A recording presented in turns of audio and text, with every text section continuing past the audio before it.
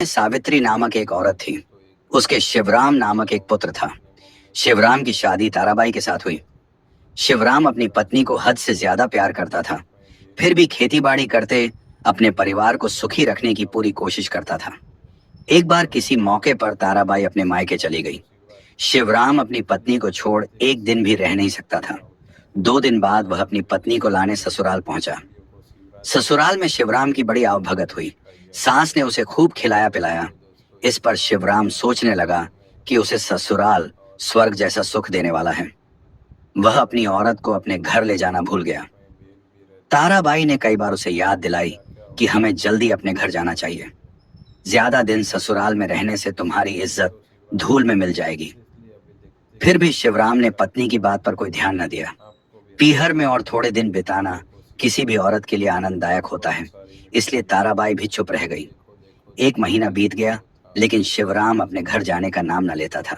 धीरे धीरे उसके ससुर और सालों के व्यवहार में परिवर्तन आने लगा।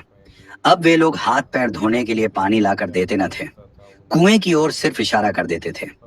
एक दिन शिवराम का ससुर खेत पर जाते उसे भी अपने साथ ले गया। वहां पर धान माप रहे थे। बड़ा साला वहीं खड़ा रहा, लेकिन शिवराम को देखकर भी वह मुस्कुराया तक नहीं।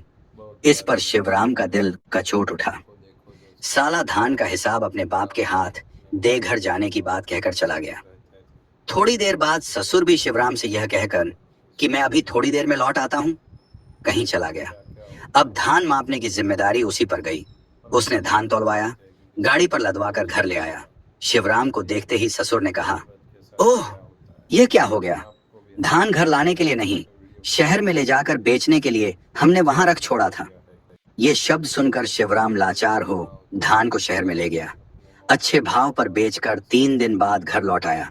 तीनों दिन उसे काफी दौड़ धूप करनी पड़ी। वक्त पर खाना नहीं मिला था, सारा बदन दुख रहा था। इसलिए शिवराम ने सोचा कि गर्म पानी से नहा धोकर खाने के बाद मीठी नींद आएगी। लेकिन घर पहुंचकर शिवराम ने देखा दरवाजे पर ताला पड़ा था। पड़ोसिन से पूछने पर पता चला कि पड़ोसी गांव में रामलीला देखने के लिए सारा परिवार चला गया है। अब लाचार हो शिवराम घर के बाहर चबूतरे पर लेट गया। सवेरा होने पर सभी लोग बैलगाड़ी पर लौट आए। उनके साथ ताराबाई की बड़ी बहन और उसका जीजा भी आए, मगर किसी ने शिवराम की सुध तक न ली। पर उसके साढ़ू की बड़ी आवभगत हो रही थी। इसे देख शिवराम को बड़ा गुस्सा आया। अब शिवराम नहाने के ख्याल से गर्म पानी बाल्टी में भर रहा था। तभी छोटे साले ने आकर उसके हाथ से लोटा खींच लिया और कहा, यह पानी बड़े बहनोई के लिए है, समझे? शिवराम जब खाने बैठा तब उसे सूखी रोटी व दाल परोसी गई और बड़े दामाद को पूड़ी और हलवा परोसा गया। इसे देख शिवराम के क्रोध का पारा चढ़ गया। वह तेजी के साथ ताराबाई के कमरे में घुस आया और डांटने लगा, क्या वही एक इस घर का दामाद है? मैं नहीं हूं। तुम्हारे माँ बाप और भाई मेरी इस तरह बेइज्जती कर रहे हैं और तुम देखते हुए भी चुप हो।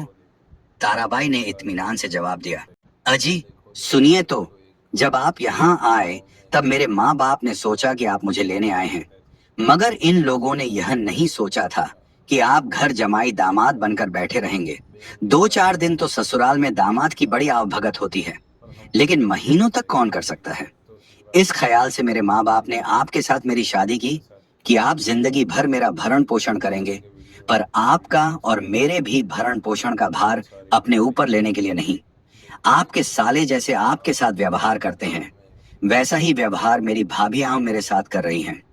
मैं किसको अपना दुखड़ा सुनाऊं?